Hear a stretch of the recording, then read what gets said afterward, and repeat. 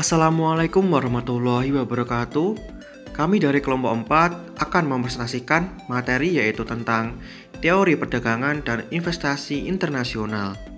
Sebelum memasuki materi, kami akan memperkenalkan kelompok kami yaitu Reza Putra Dinata, NIM akhir 061. Yang kedua Islailatul Nur Aziza, NIM akhir 180. Yang terakhir Rizky Akbar, NIM terakhir 199. Langsung saja kita masuk ke materi yang pertama. Teori perdagangan klasik berbasis negara. Secara klasik, perdagangan adalah proses tukar-menukar barang, jasa, aset, atau juga uang antara satu pihak dengan pihak yang lain. Smith menganjurkan agar dilakukan perdagangan bebas antar negara sebagai salah satu SAR2 teori, yaitu yang pertama, teori keunggulan absolut merupakan kemampuan seorang individu atau suatu lembaga atau institusi dalam melakukan suatu aktivitas ekonomi secara lebih efisien dibanding lembaga atau institusi lain. Yang kedua, teori keunggulan komparatif merana untuk mencapai kemakmuran negara. Ia juga mengajukan upakan kemampuan seorang individu atau lembaga atau institusi dalam melakukan satu aktivitas secara lebih efisien di antara sejumlah aktivitas ekonomi yang harus dilakukan. Teori perdagangan modern berbasis perusahaan. Yang pertama, firm-based trade atau perdagangan berbasis perusahaan. Teori ini dikembangkan atas beberapa alasan tertentu. 1. Pertumbuhan perusahaan multinasional pasca perang. 2. Ketidakmampuan teori country based dalam menjelaskan dan meramalkan kelangsungan dan pertumbuhan perdagangan intra-industri. Yang ketiga, kegagalan Leontief dan para ahli riset lain dalam membuktikan teori Hexagon secara empiris. Yang kedua, teori kesamaan atau kemiripan.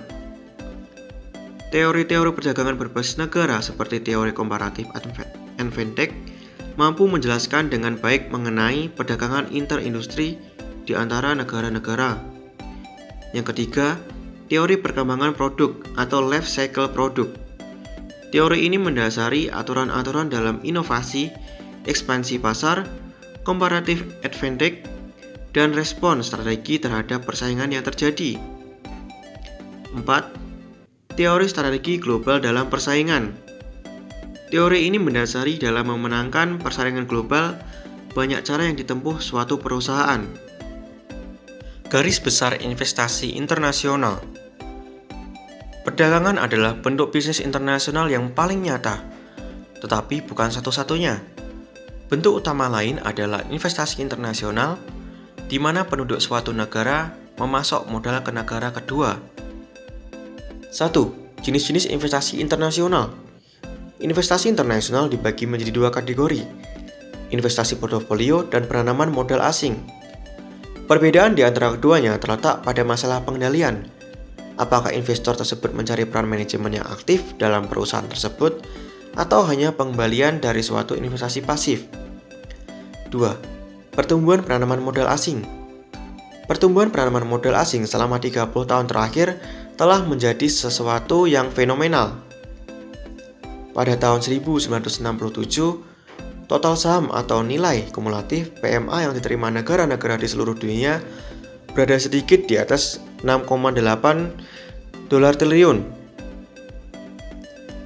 Pertumbuhan PMA yang menunjukkan ini dan percepatannya pada tahun 1990-an mencerminkan globalisasi perekonomian dunia.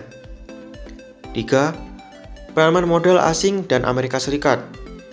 Kita dapat memperoleh penanaman modal lebih jauh tentang PMA dengan terlihat masing-masing negara saham PMA di Amerika Serikat yang mencapai total 1,3 dolar triliun.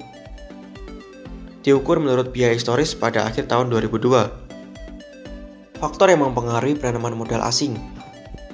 Memasuki milenium ketiga, perdebatan melalui penanaman modal asing menjadi salah satu topik yang menarik terutama di banyak negara-negara yang sedang berkembang. Pengalaman di negara-negara berkembang atau termasuk negara-negara yang berpenghasilan rendah menunjukkan bahwa seringkali terjadi kesenjangan investasi. Harapan bagi negara-negara berkembang atas penanaman modal asing yang masuk ke negaranya. Yang pertama, sumber dana eksternal dapat dimanfaatkan oleh negara berkembang sebagai dasar untuk mempercepat pertumbuhan ekonomi. Kedua, pertumbuhan ekonomi yang meningkat perlu diikuti dengan perubahan struktur produksi dan perdagangan. Ketiga, modal asing dapat berperan penting dalam mobilisasi dana maupun transformasi struktural. Keempat, kebutuhan modal asing menjadi menurun setelah perubahan struktural benar-benar terjadi. Sekian dari kelompok 4. Apabila ada kurang dan lebihnya, kami mohon maaf sebesar-besarnya. Wassalamualaikum warahmatullahi wabarakatuh.